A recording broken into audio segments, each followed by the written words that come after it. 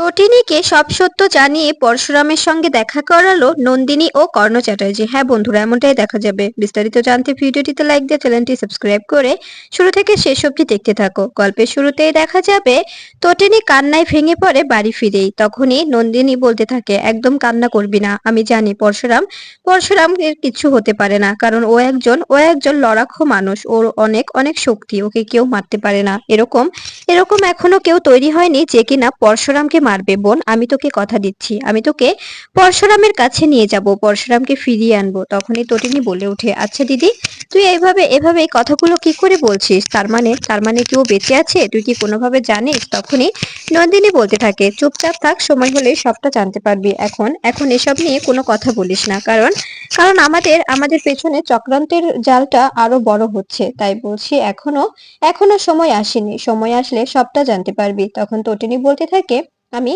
আমি জানতে চাই, শুধু আমাকে এটুকু বল যে ওর কিচ্ছু হয়নি। তখনই নন্দিনী বলতে থাকে, মনে কর ওর কিচ্ছু হয়নি, ও একদম ঠিকঠাক আছে, ওর ট্রিটমেন্ট চলছে। এরপরেই তটিনী আশ্বাস পায়। তখনই তখনই দেখা যায় দীপালি বলতে থাকে, প্লিজ নন্দিনী, মেয়েটা অনেক কষ্ট পাচ্ছে, বাচ্চাগুলো অনেক কষ্ট পাচ্ছে, একবার ওদের সঙ্গে দেখা করা না, ওদের সঙ্গে একবার দেখা করিয়ে দে, ওরা কাউকে জানাবে না, কেউ বুঝতে পারবে না। তখন এই কথা শুনে নন্দিনী বলতে থাকে, চিন্তা করো না মা, আমি নিজেই বলেছি যে আমি ওদেরকে একটু পরশুরামের সঙ্গে দেখা করাবো, পরশুরামেরও এতে ভালো লাগবে।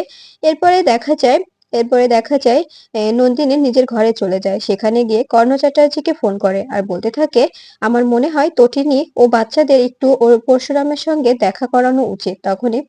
তখনই কর্ণ চ্যাটার্জি বলতে থাকে, কোনো রিস্কি হয়ে যাবে না তো? ওরা যদি একবার বুঝতে পারে যে পরশুরামকে কোথায় রাখা হয়েছে, তবে তো ওকে মেরে ফেলার চেষ্টা করবে। তখন এ কথা শুনে নন্দিনী বলতে থাকে, আমরা কাউকে বুঝতে দেব না, সেভাবেই আমরা কাজটা সম্পূর্ণ করব, ওদেরকে কিছুতেই বুঝতে দেওয়া যাবে না। ওরা যদি একবার জানতে পারে যে পরশুরাম বেঁচে আছে, তবে অবশ্যই ওরা পরশুরামকে একবারে মেরে ফেলার চেষ্টা করতে পারে। এ কথা শুনে তখনই দেখা যায় কর্ণ চ্যাটার্জি বলতে থাকে, হ্যাঁ, আমাদের আমাদের এভাবেই কাজটা সম্পূর্ণ করতে হবে, কারণ কারণ বাচ্চাগুলো তো অনেক ভেঙে পড়েছে, তাই না?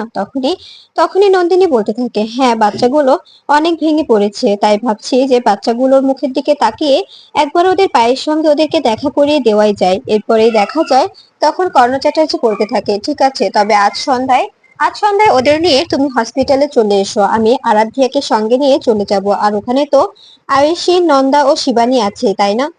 তখন এ কথা শুনে নন্দিনী বলতে থাকে, হ্যাঁ, শিবানী ছিল বলেই তো আজকে পরশুরামকে আমরা বাঁচাতে পেরেছি, তা না হলে কি আর বাঁচাতে পারতাম বলো? সময় মতো তো ওকে ওকে শিবানী সরিয়ে নিয়েছিল, তা না হলে তো বিজেদের লোকজন ওকে ওকে গঙ্গায় ভাসিয়ে দিয়েছিল, ওখানেই ও মরে যেত। এরপরে দেখা যায় তখন নন্দিনী ফোনটা রেখে দেয়। এরপরে তটিনী নন্দিনীর ঘরে এসে বলতে থাকে, এই দিদি, আমাকে বল না তুই কোথায় রেখেছিস ওকে, আমাকে ওর কাছে নিয়ে চল প্লিজ, আমি তোর কাছে রিকোয়েস্ট করছি।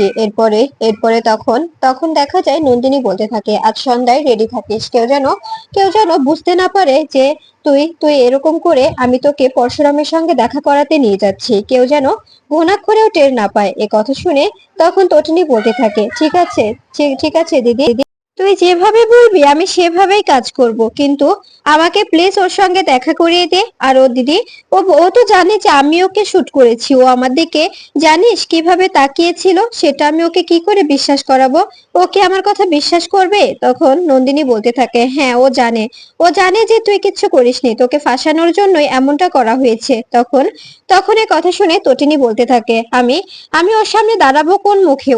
ও তো ভেবেছে যে আমি ওকে শুটটা করেছিলাম, কারণ ও আমার দিকে কেমন আর চোখে তাকিয়েছিল, আমার দিকে কেমন কেমন মায়া ভরা চোখে তাকিয়েছিল। তখন এ কথা শুনে নন্দিনী বলতে থাকে, ও জানে যে তুই শুটটা করিসনি, কারণ কারণ যখন ওকে শুট করা হয়েছিল তোকেও কেউ পেছন থেকে আঘাত করেছিল, আর কে আঘাত করেছিল ওটা ও খুব ভালো করেই দেখেছে, তাই ও জানে যে সবকিছুর পেছনে কার হাত থাকতে পারে। তখন তটিনী বলে ওঠে, কার কথা বলছিস তুই?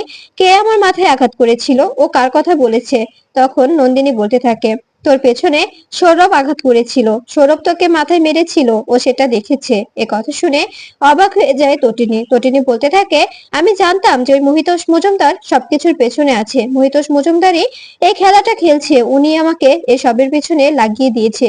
জানিস দিদি, আমি যখন তোদের সঙ্গে মিশতাম তখন উনি আমাকে এই প্ল্যানটা দিয়েছিল, যাতে করে আমি দুই রূপে দুই দিকটা সামলাই। কিন্তু আমি ভাবতেও পারিনি যে এটা এটা ওই লোকটারই চক্রান্ত। ও আমাকে ফাঁসানোর জন্যই এমনটা করেছে। আমার ডিপার্টমেন্ট অব্দি আমার এসব এসব ভিডিও পাঠিয়েছে, যাতে করে আমার ডিপার্টমেন্টের লোকজন আমাকে বিশ্বাস না করে, ওরা যেন কোনোভাবে আমার পাশে না দাঁড়ায়। ওরা ওরা এটা ভেবে সবকিছু করেছে। এ কথা শুনে তখন তখন তো নন্দিনী বলতে থাকে, সবকিছু ঠিক হয়ে যাবে বোন, আমাকে ক্ষমা করে দিস। আমি তোর সঙ্গে অন্যায় করেছি, আমি তোর সঙ্গে অনেক অন্যায় করেছি, আমাকে ক্ষমা করে দিস। তখন তটিনী বলতে থাকে, শোন দিদি, আমি তোকে নিজের থেকে বেশি বিশ্বাস করতাম। আমি ভাবতাম যে আমার বাপের বাড়ির আর কেউ আমার পাশে থাক বা না থাক, আমার দিদি আমার পাশে আছে, তাই ভেবে আমি তোর হাতে সমস্ত প্রমাণ তুলে দিয়েছিলাম। সেদিন যদি তুই এই বিশ্বাসঘাতকতা না করতি, তবে আজকে আমাকে এই দিনটা দেখতে হতো না। আজকে আজকে আমার সংসারটা অনেক সুখের থাকতো। আজকে আর এভাবে এভাবে ওকে আমার আমার আমার স্বামীকে এভাবে হসপিটালের বেডে শুয়ে থাকতে হতো না। তখনই নন্দিনী বলতে থাকে, আমাকে ক্ষমা করে দিস, আমি আমি অনেক বড় ভুল করেছি। কিন্তু কিন্তু জানিস, টাকার মোহটা অনেক বড়, আমি টাকার লোভে পড়ে এই কাজটা করতে বাধ্য হয়েছিলাম, আমাকে আমাকে ক্ষমা করে দিস। তখনই তটিনী বলতে থাকে, ঠিক আছে দিদি, তুই আমাকে প্লিজ ওর সঙ্গে দেখা করাস। বাচ্চাগুলোকে একটু একটু ওর বাবার বাবার যদি সঙ্গে দেখা করে, তবে ওরা ওরা একটু স্বস্তি পাবে। দেখতেই তো পাচ্ছিস বাচ্চাগুলো কতটা কষ্ট পাচ্ছে। তখন নন্দিনী বলতে থাকে, হ্যাঁ দেখতেই তো পাচ্ছি, তার কারণেই তো এই ব্যবস্থাটা করেছি, যাতে করে বাচ্চাগুলো ওর ওর পার সঙ্গে দেখা করতে পারে। এরপরে এরপরে দেখা যায় টোটালি এক্সাইটেড হয়ে নিজের ঘরে চলে যায়। সেখানে গিয়ে বাচ্চাদের বলতে থাকে, আজকে আমরা তোমার পায়ের সঙ্গে দেখা করতে যাব, কিন্তু কাউকে বলবে না, কাউকে বলবে না যে আমরা তোমার পায়ের কাছে যাচ্ছি, কেউ যেন বুঝতে না পারে। তখনই লাট্টু ও পিকু বলতে থাকে, ঠিক আছে মাম্মি, আমরা কাউকে বুঝতে দেব না, আমরা আমরা ঠিক যেভাবে কান্না করছি ঠিক সেভাবেই কান্না করব, যাতে করে সবাই বুঝতে পারে যে আমাদের পা আর নেই, আমাদের পা মরে গেছে। এরপরে এরপরে লাট্টু বলতে থাকে, জানো মা, জানো মাম্মি, আমি আগে ভেবেছিলাম আমাদের পায়ের কিছু হতেই পারে না, আমাদের পা কিছুতেই মরবে না। আমাদের পা বলেছে তো আমাকে যে এই পৃথিবী থেকে জেলখানা নামক শব্দটি উঠিয়ে দেবেন, আর আমার পা আগে কোথাও যাওয়ার আগে আমাকে বলে যাবেন। পা তো আমাকে বলে যায়নি, তবে পা কি করে যাবে? আমি তো বিশ্বাসই করিনি মা। তখন এ কথা শুনে তটিনী বলতে থাকে, হ্যাঁ বাবা, তোমার পা অবশ্যই অবশ্যই ফিরে আসবে, আর এই জেলখানাগুলো তুলে দেবে।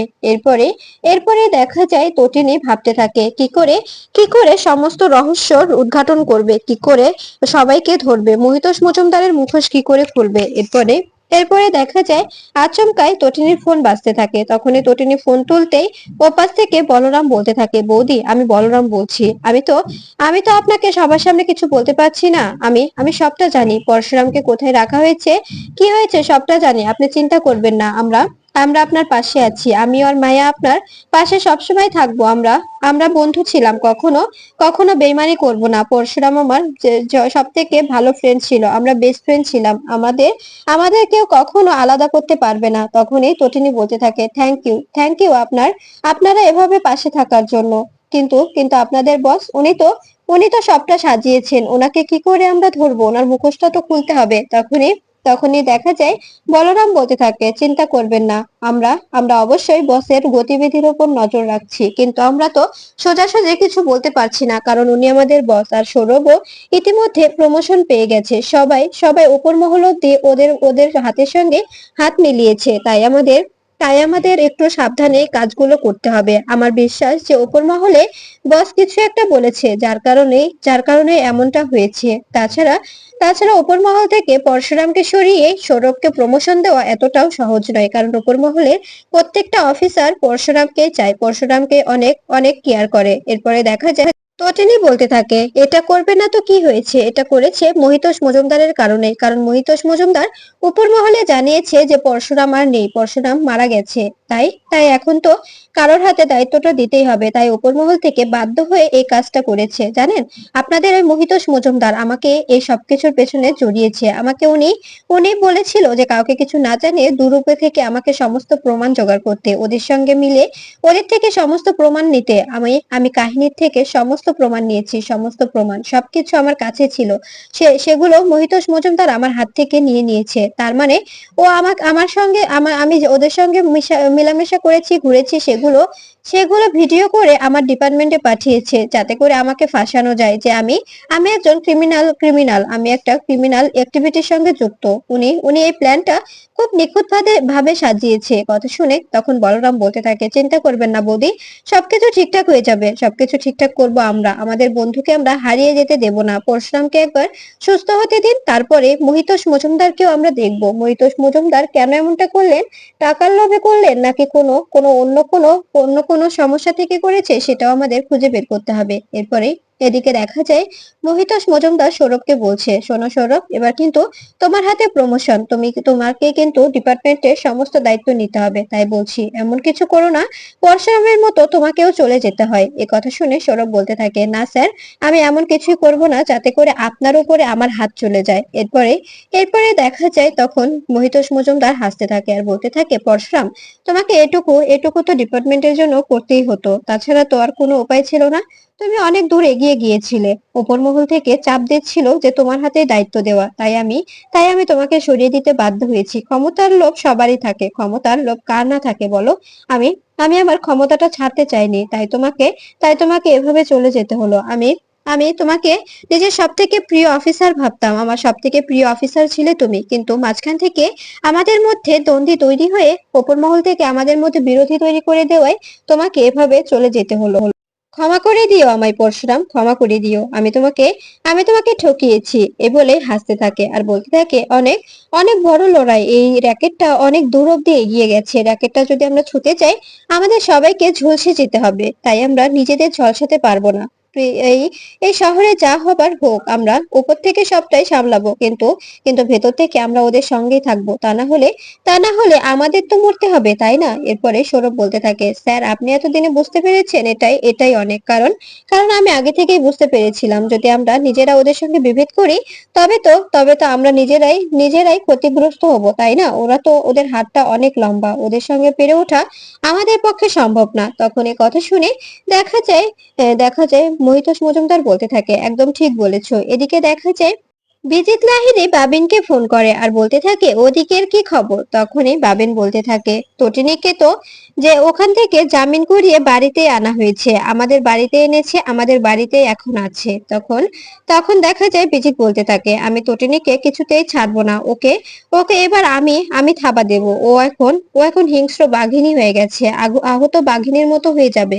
ও এখন উঠে পড়ে লাগবে আমাকে ধরার জন্য। ও আগে আমার উপর থাবা দেওয়ার আগে আমি ওকে থাবা দেব, এটা এটা মাথায় রেখো। তখনই বাবিন বলতে থাকে, একদম একদম বাড়াবাড়ি করো না বিজিত, যদি এতে বিপরীত হয়ে যায় তবে কিন্তু খারাপ হয়ে যাবে। কারণ তুমি এখন ভুলে যাচ্ছ, কর্ণ চ্যাটার্জি, নন্দিনী মুখার্জি সবাই কিন্তু তটিনীর পাশে। এ কথা শুনে বিজিত বলতে থাকে, কর্ণ চ্যাটার্জিকে আমি দেখে নেব। উনি উনি আমার আমার আমার র্যাকেটে থেকে এখন এখন এভাবে ভালো সাজতে চাইছে, ওনাকে আমি দেখে নেব। তখনই বাবিন বলতে থাকে, হ্যাঁ, ওনাদের আমি বুঝতে পারছি না, একে একে তো পাল্টে খেয়ে যাচ্ছে। কর্ণ চ্যাটার্জি, তারপরে সত্যজিৎ মুখার্জি, নন্দিনী মুখার্জি, সবাই দেখছি একে একে নিজেদের এখন সতী সাবিত্রী সাজানোর চেষ্টা করছে। এ কথা শুনে তখন বিজিত বলতে থাকে, সময় আসুক। এরপরে বাবিন বলতে থাকে, আচ্ছা, আয়ুষী হঠাৎ কোথায় গেল? আয়ুষীকে কোনোভাবে খুঁজে পাওয়া যাচ্ছে না, ওকে কোনোভাবে ট্রেস করা যাচ্ছে না। তখনই বিজিত বলতে থাকে, আমি আমি পরশুরামের বডিটা যখন তুলছিলাম, ঠিক তখনই দেখলাম আয়ুষী তটিনীর পাশে বসে আছে। এরপরে বডি তুলে যখন আমি পরশুরামকে পাঠিয়ে দিলাম গুন্ডাগুলোর সঙ্গে, কিন্তু আমি তখন আর আয়ুষীকে খুঁজে পাইনি, বুঝতে পারলাম না আয়ুষী কোথায় গেল আর এখন এখন বা কোথায় আছে। তখন তখন বাবিন বলতে থাকে, আমার বোনটার তুমি কিছু করনি তো বিজিত? তখন বিজিত বলতে থাকে, না, আমি আমি বিশ্বাস করো, তোমার বোনের কিচ্ছু করিনি। আমি তো ওকে বিয়ে করতে চাই, ওকে নিয়ে সংসার করতে চাই, কিন্তু কিন্তু ও কোথায় গেল, হঠাৎ কিভাবে উবে গেল, সেটাই তো বুঝতে পারছি না।